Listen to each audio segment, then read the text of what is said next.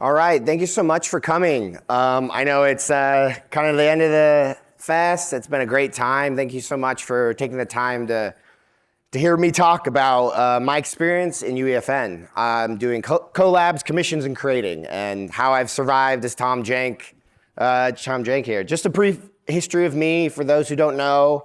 I originally started in the animation industry. I worked on many different things, from music video for AJR, from Netflix shows like Oni. I worked in my university, made a student Oscar-winning film, and I even got to work at Pixar making a crazy film called Elemental, where the main character was a light source. So really, at the end of the day, the Jank has always existed, but my real name is Austin Rodriguez.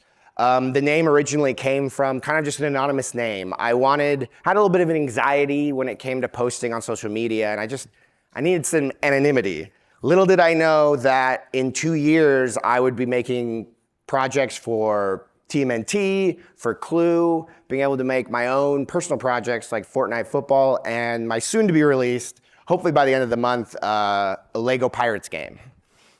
But to start off, to describe how UEFN is, I always use this term that it's kind of the Wild West.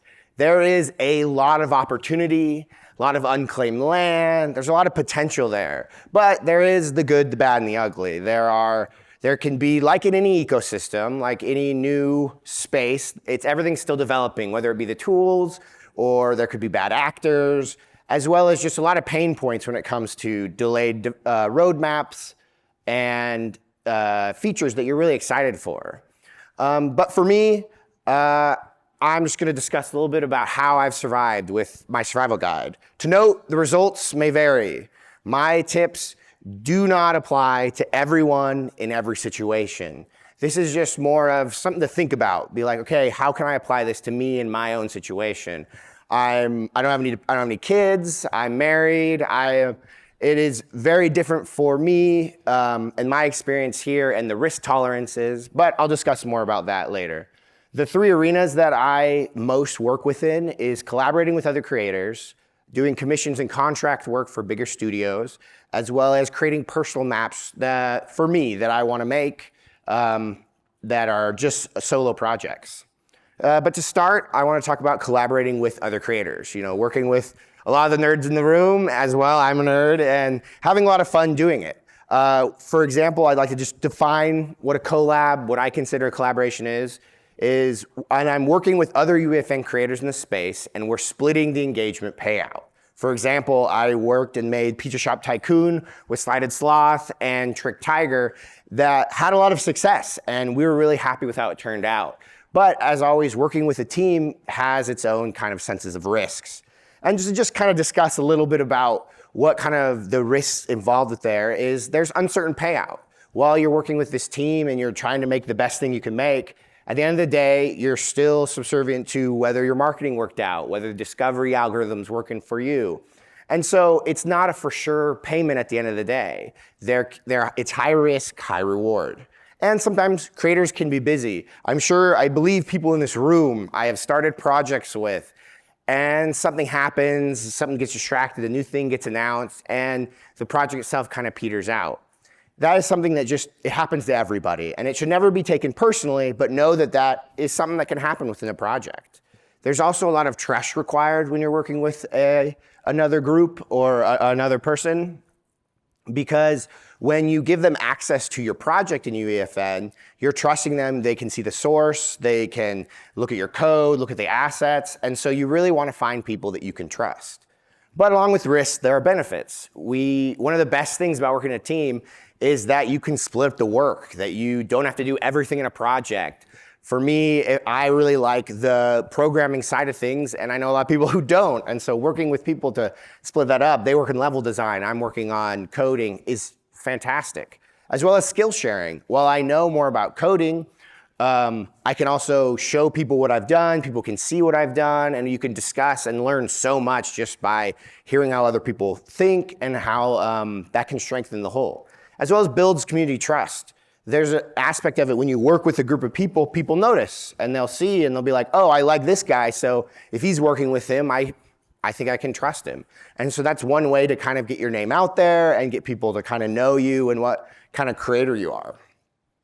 I always recommend when you're working with this new team, you want to start small. You want to figure out a small scope project and release it. It's something little that can really tell you how you work together. Because sometimes, even if you're best of friends, sometimes a project you can kind of butt heads or you have a different perspective on what players like or what kind of map you want to make. And so working in this smaller scale thing can really help you both prepare and see what you expect. There's nothing worse when you're working on a project for a year with people that you weren't so sure about and just kind of locked in because you feel bad. You want to leave a project like that. But always important when you start to start with a plan.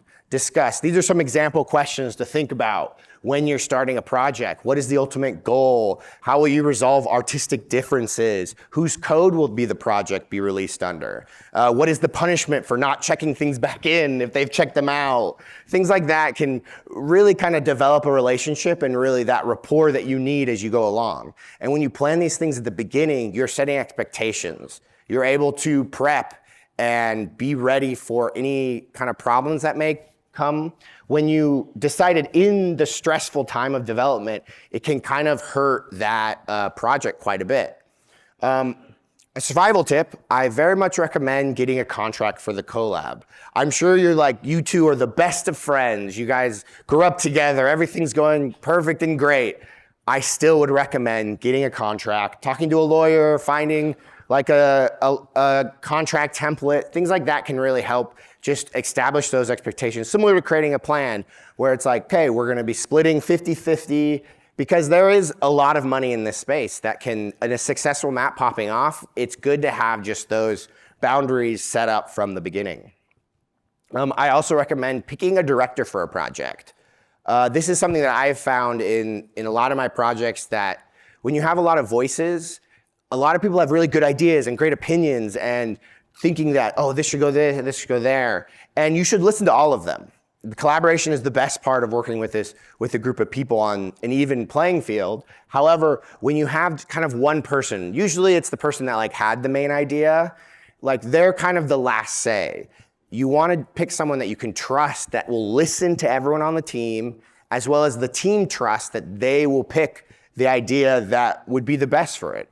And so I also like to establish kind of taking turns. When I work with Sloth and Trick Tiger, we talk about this at times because it's like for Pizza Shop Tycoon, that was kind of originally an idea that I brought to the group. And so I kind of was the lead on that. But the next project we want to have, Sloth is working as kind of the director of it. And kind of this last thing for this section is that no project is an island. What you do in every project defines yourself in the community. People talk. There are Discords, Twitter. We've all seen drama and the various things that happen in this ecosystem. And it's important to know and to act in kind of a professional way, but also an authentic way, to be honest and transparent with people. If you're having trouble on a project and you can't quite make time for it or other life shows up, just be honest with the people you work with and everyone will respect that. So the second section for commissions and contract work. This is something that I have worked in a lot in the past year. When I define commissions, I'm talking about working for a larger studio or brand to create a map or part of a map. There are also commissions that can be with smaller things. Random users will ask you for little things. In this talk, I'm just talking about these kind of larger projects with a big studio that they're kind of hiring you as a freelancer or consultant. One example is this awesome map that I was able to work on called Clue Murder Mystery with Look North World. Look North World has a much more, a larger group, bigger budgets, they have lawyers and things like that. And so they kind of worked with Hasbro and they asked me if I would help work on this map with them. And so it's something that's great because you're able to interface with this brand, but you don't have to have all the bells and whistles that's really needed when you have an agency and things like that. And so the idea that I was able to work on a Clue map is crazy. If I told baby Jank that when I was little, he would have lost his mind. I played this all the time when I was a kid. So it's a fantastic thing we can do to create these projects in this ecosystem. But it's important to know the risks. You get a little bit less, you get less creative freedom. You are not the boss of this project.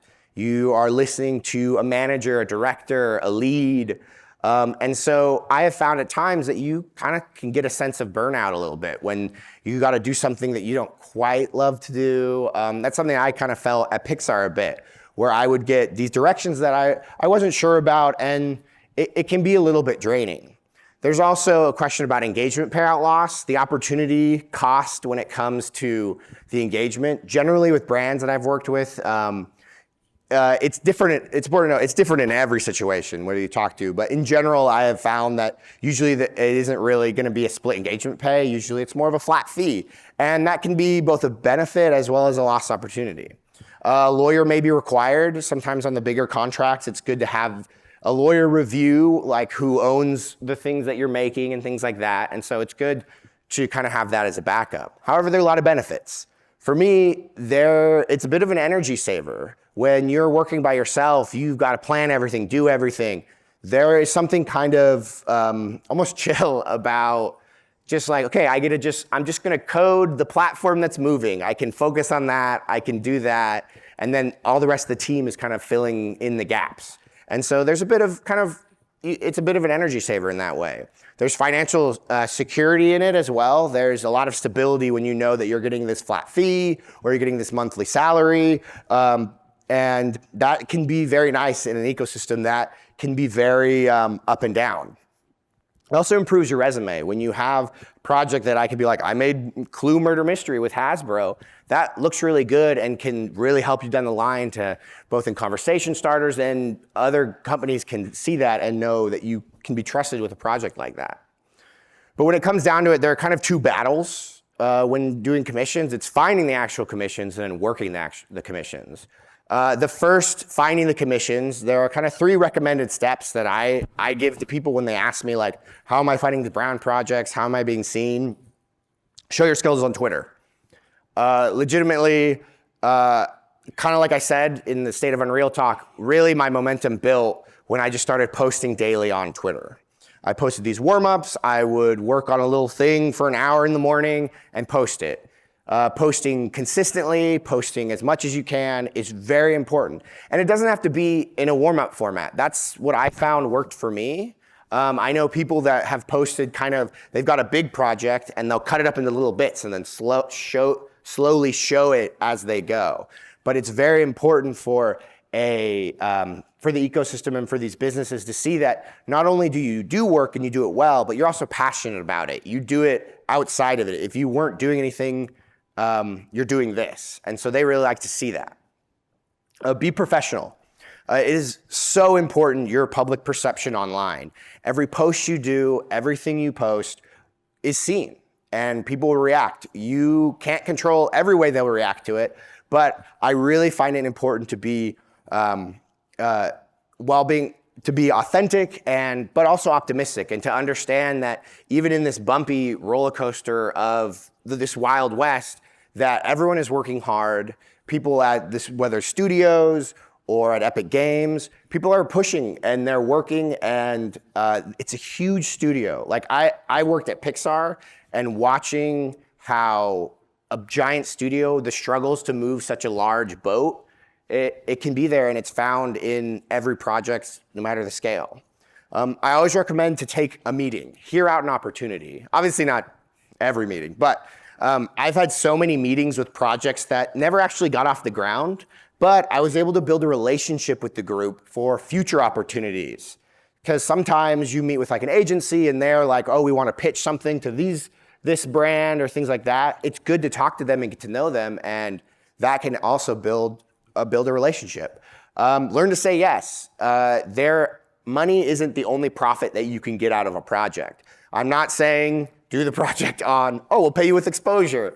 That's not what I'm trying to say. What I'm saying is, kind of like before, opportunities can be built up. Sometimes it's a little less money than you're used to on your hourly or something like that, but sometimes that time you build skills, you can build so much when it comes to it. However, at the same time, learn to say no. There will always be another opportunity. This space is so chock full of opportunity. And for me, I've always found that it kind of comes in waves. Like I'll get like 4 at once, and then 3 months won't have anything, but then I'll get 4 at once again. And so it's really important to balance your time and to watch out for your burnout and only accept things that you really feel comfortable choosing. I really think it's important not to compromise your brand or yourself, and that's something I'll talk a little bit more in battle 2, in actually working commissions. You're not their secret weapon, and I'll talk a little bit more about that. But the first thing you do, just like in collaborations, is get in a call and discuss the following questions. Like, you need to plan out and find out what their expectations are. There are times where I've been in a project where I had no idea they wanted me to do like a 6-month thing afterwards, or things like that are so important. Like, what is gonna be the live once it's released, what's gonna happen? Do I still own if I write code for them, do I own it? If I transfer my code from old projects to it, is that a problem?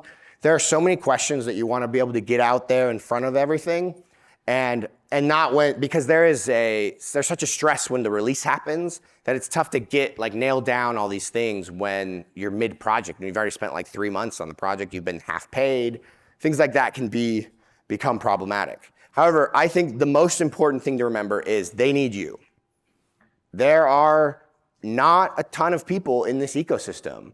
We have such an advantage and such a chance, whether you do verse or you do level design and you're publishing. There's so many people that have been working in this space for 6 years, 4 years, 3 years, so many. But at the same time, those are very individual skills. Sometimes we just know bugs that might happen on publish that other people don't. And so I really, really want people to remember that you need to value yourself. They need you as much as you, I mean, they need you more than you need them, really, because as you know, this ecosystem. And so in that kind of regard, I always recommend people when they're working is that you are not their employee. Like, you're not that secret weapon. Make it a collab. Be able to ask for them to put your logo next to it. Talk about when they're marketing it, please make sure to @ me and say that, hey, I also worked on this project. Look North World was awesome. I asked them at the beginning, it's like, I want my name to be part of it. This is Look North World with Tom Jank. And that has been huge for me. It's fighting for your brand and it's building for your brand. And so the safest bet is put in the contract itself, but it's always just good to make sure where the credit lies. Something I recommend when you're working with a director and a manager, and you're working in this kind of creative space as part of a team, it's something that I kind of learned over the time working for so many directors at Netflix and Pixar, is I call it the poke technique. You ask once and then you move on. There are times where I have a strong opinion on something. I'm like, this is gonna break so much stuff. That's when you ask once. You say, hey, this is gonna break stuff, you tell them, and then you move on if they decide to ignore it or whatever, because 3 months later when it does break, they'll be like, oh yeah, that guy said the right thing and you're on the record. But if you overdo it and you just are constantly harping on it over and over again, they don't wanna work with you later, even if you were right. If you're like, I told you so, it's all about that professionalism, working with a director and a manager. But now to what I think is much more fun, creating your own maps. May the odds ever be in your favor. It is truly so satisfying to be able to work on your own projects. If you've got kind of the runway for it, or if you're able to do that, this is your vision. It's your map, your idea, your story. For me, one of my favorite maps that I've made is Fortnite football. That kind of came up from a broken warm-up where I was picking up dinos and I kicked them across the room. And I was like, wait a second, it's kind of fun to kind of throw them around, and slowly but surely, it became a soccer game, and it was all custom physics. You don't even want to see the math, because that's the highest level of jank that I've probably ever coded. But I did all this math and stuff like that, and it was satisfying to release, and it did pretty well, luckily. However, there are risks when it comes to these personal projects. It's the riskiest financially. You are 100% up for it. The finances, even if it's 100% of the finances go to you, even if that's $0. The engagement power is the single financial source in these personal projects. Everything is your fault. You're completely responsible for every aspect of this map, from the marketing to the code. And for me, especially, there never seems to be enough time.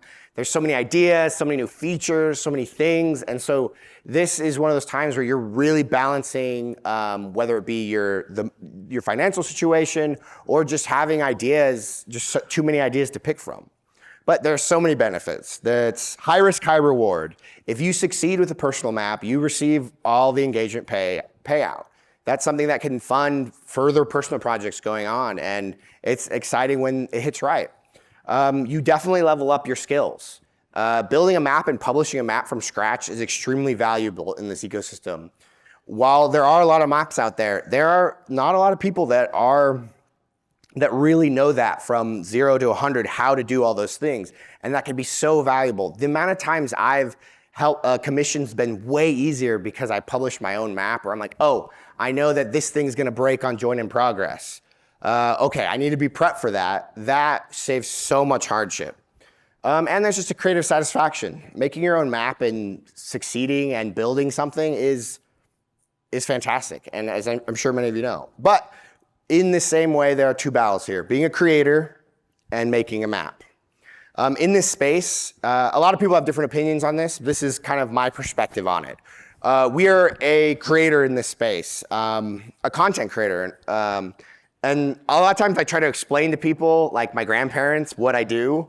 And so this is usually the line that I try to kind of, it's like YouTube, but you know how people make videos and they make money watching videos? Well, I make games. No, I don't work for Fortnite. I don't have V-Bucks. No. But I can, it's always fun to explain. But when it comes down to it for me, it's branding. As you guys have probably noticed, my name is Tom Jank. I say it a lot. My first GDC, I said it like I was a Pokemon. I just want to get my name out there, and that is so important to be recognizable. I like brought this hat. My lovely wife, she made this hat for me, and I wear it, and people will come up to you and talk to you because they recognize the brand, or they like what you do and you talk, and I'm so honored to be recognized in this way. Like, seriously, I do not overlook the great privilege that I've had so far, and I really put it down to just me putting my logo in as many places as possible. So, always be branding, always be branding, always be branding, always be branding, always branding, always branding, always branding. And so at the end of the day, marketing is also a skill. It's a game dev skill for us in this space. We are indie game dev people, and like I kind of said at the beginning, I was pretty anxious posting at the start of, I wasn't really sure what to post or how to post, or like I'd never even used Twitter before, but it was something that slowly built up as a muscle. I would post one day and I felt a little better, posted another day, posted. And so it just kind of builds. It was so weird one day that I was like, I like have this muscle that I just kind of know, oh, I know people will react well to this. And it's just something that comes with practice. And sometimes if you can't figure out whether it's like, hey, do I want to be posting warm-ups? Just start posting, see people's reaction. Didn't work, change it a little bit, always be kind of thinking about that. But the second battle is actually making the map. There's never enough time. You want to start with a plan. There are so many questions to ask. How long do you think it'll take? How long will the MVP take? Is there a hook that makes this a clickable game if I'm posting it on Twitter? Am I balancing, or how much do I want to balance mainstream, the things that are doing well on Discovery, or kind of my own innovations? Can I hire someone? Do I have any extra funding to hire someone to do some modeling that I don't want to do or don't know how to do? But I think always the most important question is, why this map? You have so many ideas. Answering this question for yourself will help you last through the entirety of the actual project. If your why this map is like, I don't know, you'll probably stop working on it when you hit that last 10% that is just so painful.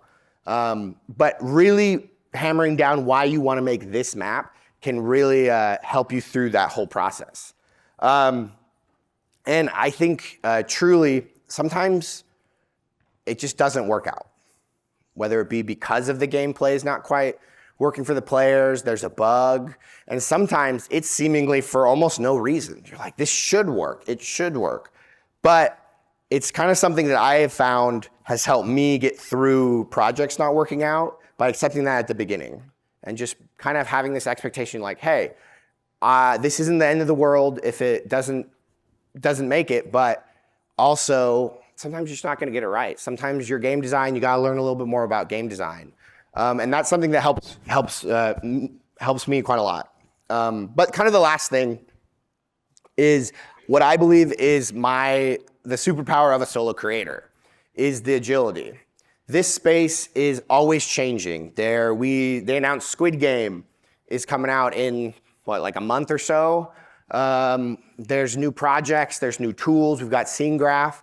And your power as a solo creator is that you don't have so many dependents. You don't have a full team that you've got to kind of move to shift.